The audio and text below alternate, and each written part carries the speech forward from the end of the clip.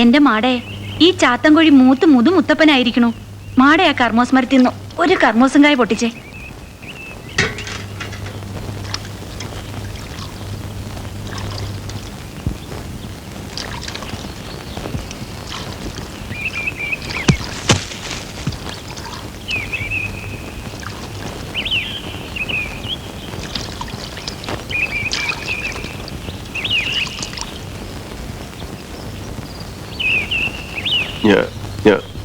വിളിച്ചോണ്ടോമെന്നാണേ.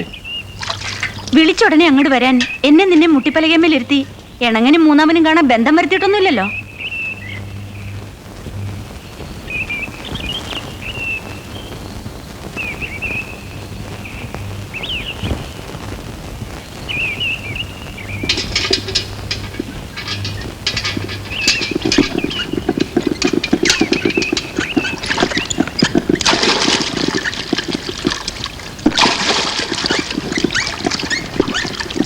അപ്പൻ മുകളിലേക്ക് എല്ലാം പറഞ്ഞു.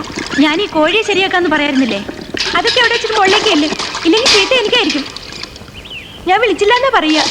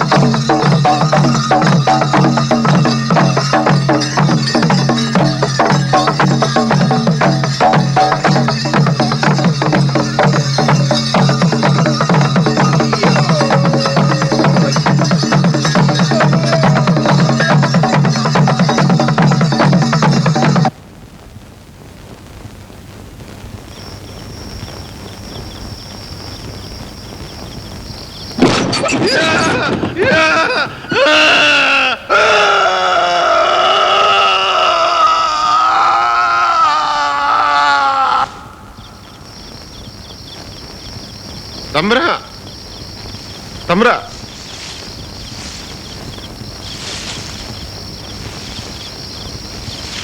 തമ്പ്ര താഴെ ഇറങ്ങി വാടാ.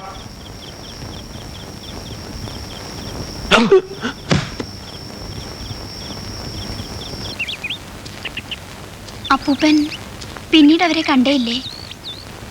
കണ്ടു, ഒരു തവണ.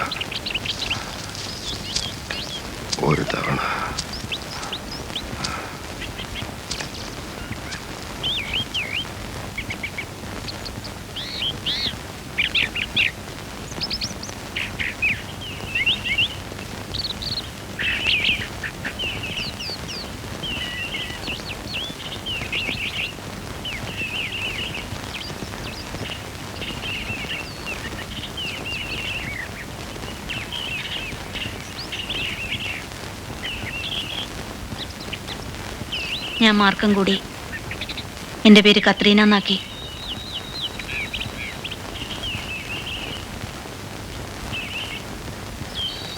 നെല്ലിയാമ്പതി മലയിലേക്ക് തോട്ടപ്പണിക്ക് പോവാണ്.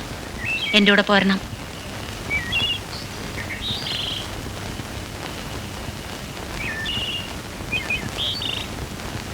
അവിടെ ആവുമ്പോൾ ഏത് ജാതിയാണെന്നൊന്നും ആരും നോക്കൂല.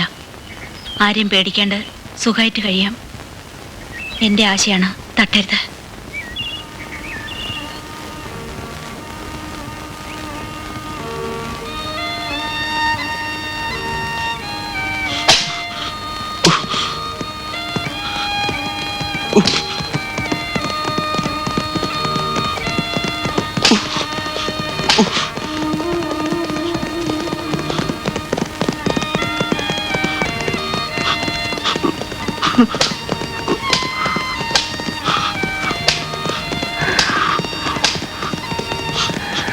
എന്താ അങ്ങനെയാന്ന് കാട്ടിയെന്ന് എനിക്കറിയില്ല.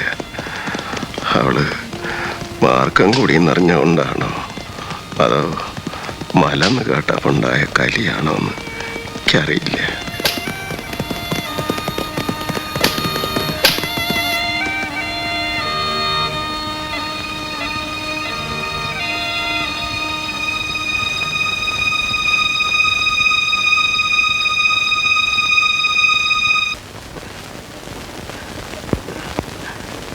ഓളെന്തിനാ കരയണേ?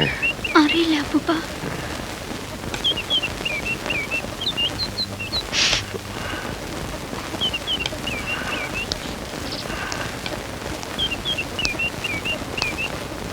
അപ്പൂപ്പൻ ഇതൊക്കെ എന്നോട് പറയണമെന്ന് തോന്നാൻ കാരണം എന്താ?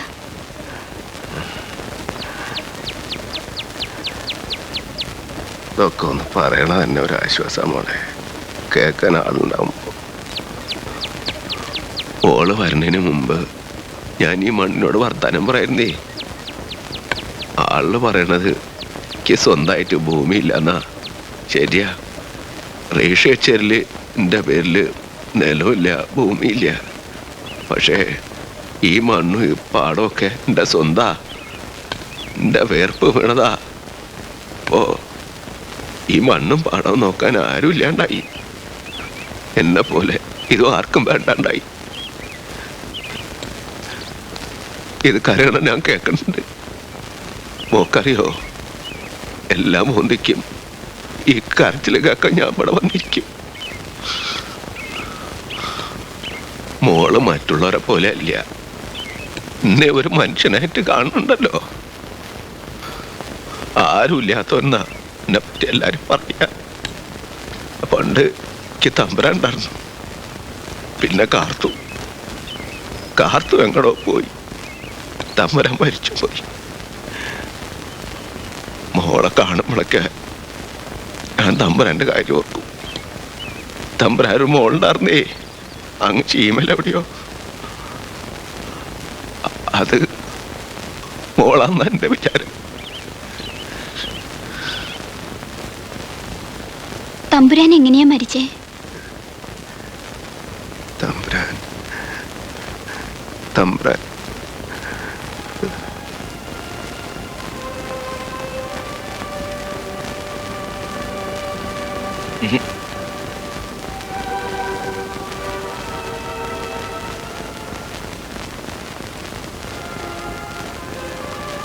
It's okay.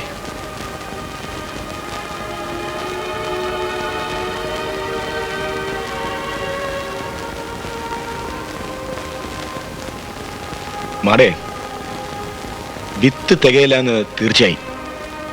ഞാൻ ആ പള്ളിക്കര കോണപ്പനോട് ഒരു 100 പറ വിത്ത് പറഞ്ഞു വെച്ചിട്ടുണ്ട്. എവിടേക്കാണാവോ?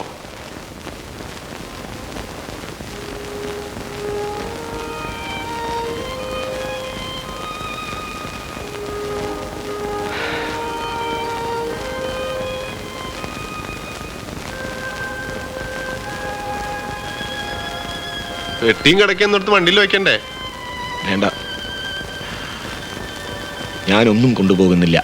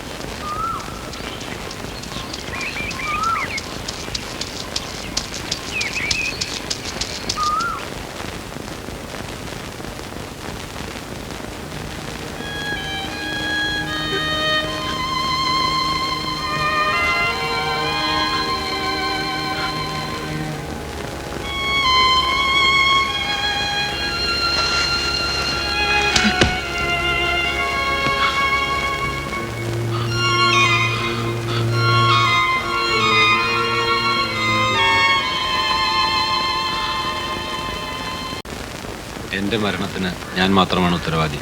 എൻ്റെ ശരീരം ദഹിപ്പിക്കണം, ചാരം ഒരു കുടത്തിലാക്കി സൂക്ഷിക്കണം. എന്നെങ്കിലും ഒരിക്കൽ അത് ഏറ്റുവാങ്ങാനായി കടലിനക്കരെ നിന്ന് എൻ്റെ മോള് വരും. അതുവരെ. എന്താ ഗോപി പറയണേ? അമ്മയിരിക്കെ മകന്റെ ശരീരം ദഹിപ്പിക്കേ? അത് നടപ്പില്ല. അമ്മാവൻ്റെ ആഗ്രഹം അതാണെങ്കിൽ അതന്നെ നടക്കട്ടെ. അത് നീ അങ്ങോട്ട് തീരുമാനിച്ചാ പോരാ, ഇവിടെ വേറെ ആണുങ്ങളുണ്ട്. ആണുങ്ങൾക്ക് ആവശ്യമുള്ളത് അമ്മാവൻ വേറെ എഴുതി വെച്ചിട്ടുണ്ട്, വിൽപ്പത്രം. അത് നോക്കിയാ പോരെ? ഗോപി, നീ ഞങ്ങളൊക്കെ ഒരു തരം അന്യമാരാക്കരുത് കേട്ടോ. എൻ്റെ മോൻ്റെ ആഗ്രഹം പോലെ തന്നെ എല്ലാം നടക്കണം.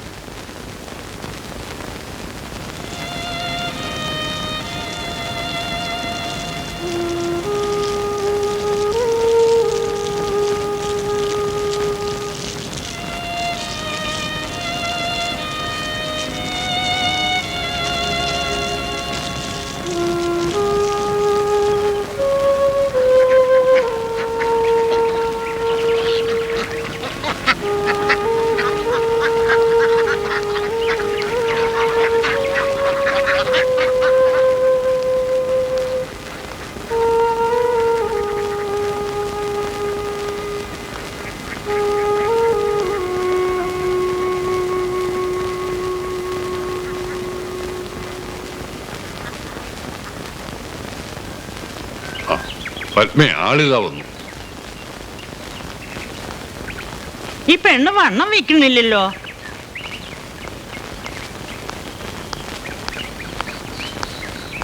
നിക്ക് എങ്ങട്ടാ ഈ ഓടണേ? ഏട്ടൻ പറയേ, പഠിത്തമൊക്കെ കഴിഞ്ഞിട്ട് മതി ഈ കല്യാണം എന്ന് നീ പറഞ്ഞു അത്രേ. ഇനിയിപ്പോ നീ പഠിച്ചിട്ട് എന്തുണ്ടാക്കാനാ? നല്ല പ്രാക്ടീസ് ഉള്ള ഡോക്ടറാ. നീ പഠിച്ച് ജോലി നോക്കേണ്ട ആവശ്യമൊന്നും ഇനി വരില്ല. ഇനിയിപ്പോ വെറുതെ ഇരുന്ന് മുഷിയാണെങ്കിലേ അവിടെ 5-6 പശുക്കളും വടക്കൂർത്ത് 2-3 പണിക്കാരികളുണ്ട്. അവറ്റെയൊക്കെ നോക്കി നടത്തിയാൽ തന്നെ സമയം പോണതറിയില്ല. തമാശക്ക് പറഞ്ഞതല്ല, നിന്റെ അമ്മ മരിക്കാൻ നേരം ഞാൻ കൊടുത്ത വാക്കാ. അതാ ഏട്ടനെ ഇടയ്ക്കിടയ്ക്ക് ഒന്ന് ശല്യപ്പെടുത്തണേ. അല്ലാണ്ട് രമേശിന് വേറെ പെണ്ണ് കിട്ടാണ്ടൊന്നുമല്ല.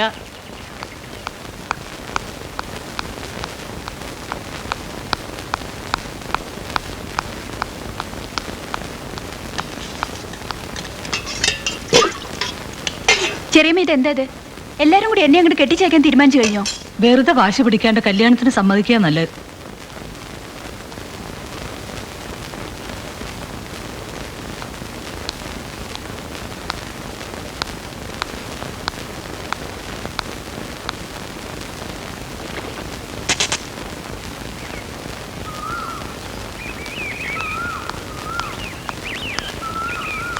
The valiant Queen of East is on her way out of the palace. And here she comes.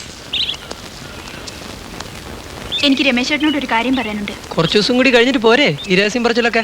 ഏട്ടാ പ്ലീസ്, ഇവനെ ഒന്ന് കൊണ്ടുപോണ്ടോ? ബഹളം വെക്കണ്ട, ഞങ്ങള് പോയേക്കാം. എന്തൊരു സ്റ്റൈല്! എവിടെയായിരുന്നു? ഞാൻ എത്ര നേരെ വന്നിട്ടെന്നറിയോ? എനിക്ക് രമേശ് ചേട്ടനോട് ഒരു കാര്യം ചോദിക്കാനുണ്ട്. അതേടോ, താൻ വന്നപ്പോ മുതൽ ഇതിനല്ലേ പറയണേ? കാര്യം എന്താന്ന് പറ. ഞാൻ രമേശ് ചേട്ടനോട് നേരത്തെ പറഞ്ഞതാ എനിക്ക് പഠിക്കണമെന്ന്. സമ്മതിച്ചേ? അതിനിപ്പോ എന്താ? എനിക്ക് ഡിഗ്രി കംപ്ലീറ്റ് ചെയ്യണം, എന്നിട്ട് ജേർണലിസത്തിന് പോണം. ഒക്കെ ശരിപ്പെടുത്താം. ആദ്യം നമ്മുടെ കല്യാണം ഒന്ന് കഴിഞ്ഞോട്ടെ. എന്നിട്ട് നിങ്ങളുടെ വീട്ടിലെ പശുക്കളെയും പണിക്കാരികളെയും നോക്കി നടന്നോളാനല്ലേ? നോക്ക് രശ്മി, അമ്മയ്ക്ക് വയ്യ. അവര് പറയുന്ന എനിക്ക് കാര്യം. കല്യാണം ഉടൻ നടത്തണം അമ്മയുടെ ആഗ്രഹം. രമേശ് ചേട്ടാ, നീ ഇങ്ങനെ ഭാഷ പിടിക്കുകയാണെങ്കിൽ നീ പിന്നെ പഠിച്ചോണ്ടിരിക്കുകയുള്ളൂ. എനിക്ക് വേറെ പെണ്ണ് അന്വേഷിക്കേണ്ടി വരും.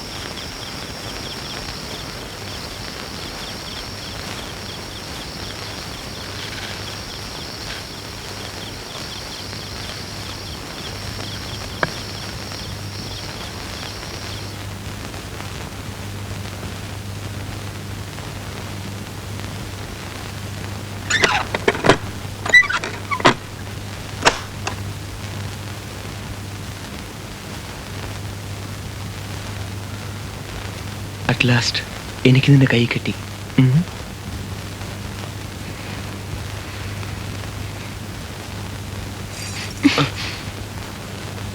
ഈ അഭ്യാസം മതിയാക്കും മോളെ.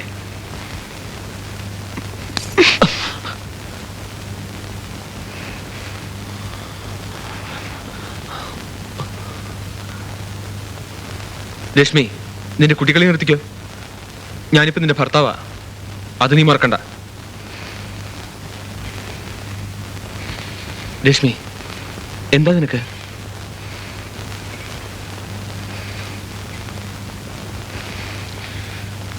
മോളെ,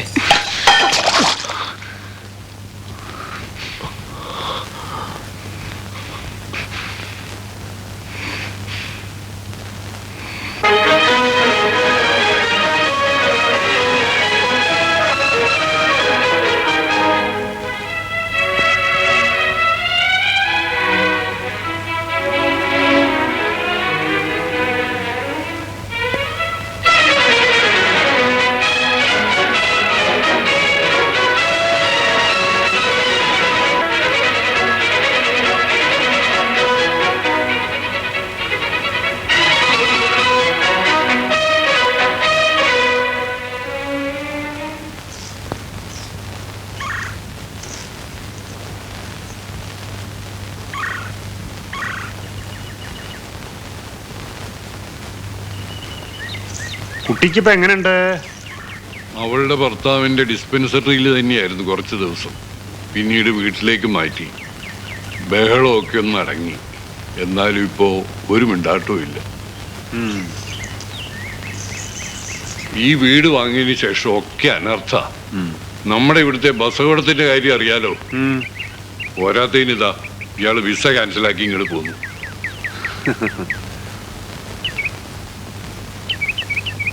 ഇവിടെ ഒരു ദുർമരണം നടന്നിട്ടുണ്ട്. ശീമത്തമ്പുരാൻ മോളിൽ പൂട്ടിയിട്ട മുറിയിലാ മരിച്ച ആളുടെ അസ്ഥി മറ്റും കുടത്തിലാക്കി വെച്ചേക്കണേ. മുറി തുറപ്പിക്കണം. മരിച്ച ആളോട് ഏറ്റവും അടുപ്പുണ്ടായിരുന്ന ആളെ കൊണ്ട് അസ്ഥി ഒഴുക്കണം. അങ്ങേരുടെ ഒരു മരുമകൻ ഇപ്പോഴും ജീവിച്ചിരിപ്പുണ്ടല്ലോ. അയാൾക്ക് വട്ട. പക്ഷെ തമ്പുരാനോട് ഏറ്റവും അടുപ്പുണ്ടായിരുന്ന ആള് ഇപ്പോഴും ജീവിച്ചിരിപ്പുണ്ട്. പൊന്തമ്മാടാ.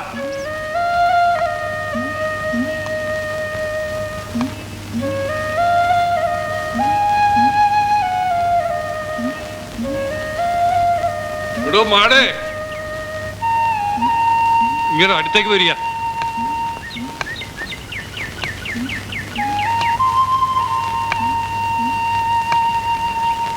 എന്താ പറയാ മാടേ, ആകെ തകർന്നു. ഈ വീട് വാങ്ങിയപ്പോ മുകളിലത്തെ മുറിയുടെ താക്കോല് മാത്രം കിട്ടിയിരുന്നില്ല. അതിനകത്ത് എന്തോ പഴയ സാധനങ്ങളാവും അവിടെ കിടക്കട്ടെ എന്ന് കരുതി. ഇപ്പോഴല്ലേ അറിയണത്.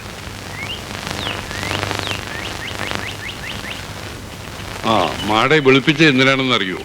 നിങ്ങളുടെ തമ്പുരാന്റെ അസ്ഥിയോ ചാരോ എന്തൊക്കെയോ ആ മുറിയിൽ ഒരു കുടത്തിലുണ്ടത്രേ. അതെടുത്ത് ഭാരതപ്പുഴയിൽ ഒഴുക്കണം. അത് താൻ തന്നെ ചെയ്യണം. എല്ലാ ഏർപ്പാടുകളും ചെയ്തിട്ടുണ്ട്. കാരണം ഇങ്ങോട്ട് പോ. ധൈര്യമായിട്ട് കയറിക്കോളൂ. ഇവിടെ അങ്ങനെയൊന്നും നോക്കാനില്ല. ആകെ മുങ്ങിയില്ലേ.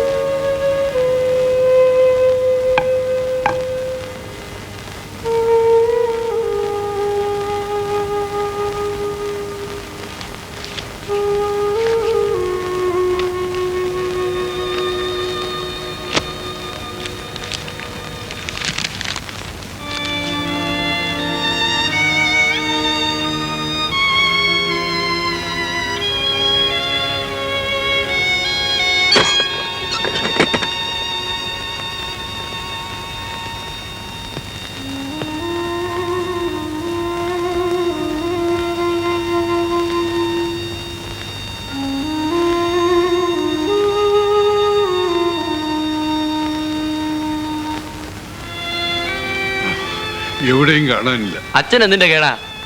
ചെമ്പുകുടം, അതിലയാളുടെ ആത്മാവ്, മണ്ണാങ്കട്ട, ഓരോ കെട്ടുകഥകള്.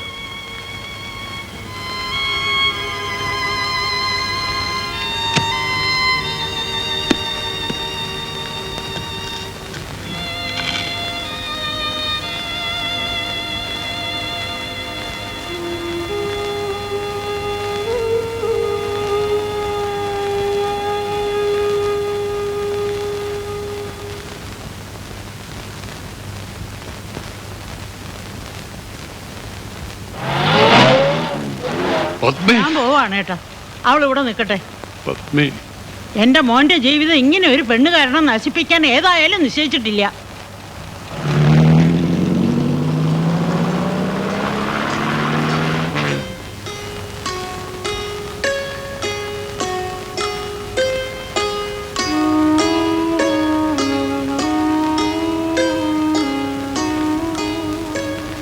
ഞാൻ തമ്പുരാന്റെ മോളല്ലേ?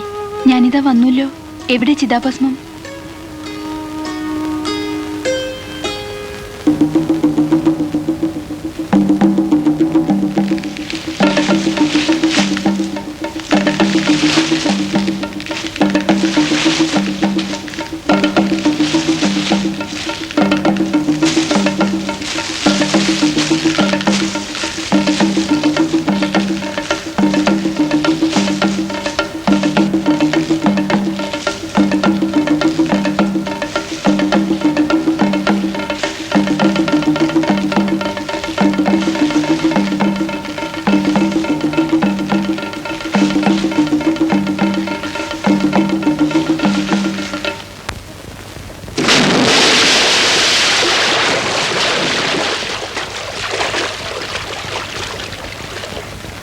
വയലിൻ്റെ വരമ്പത്ത് കരയുന്നതാരോ,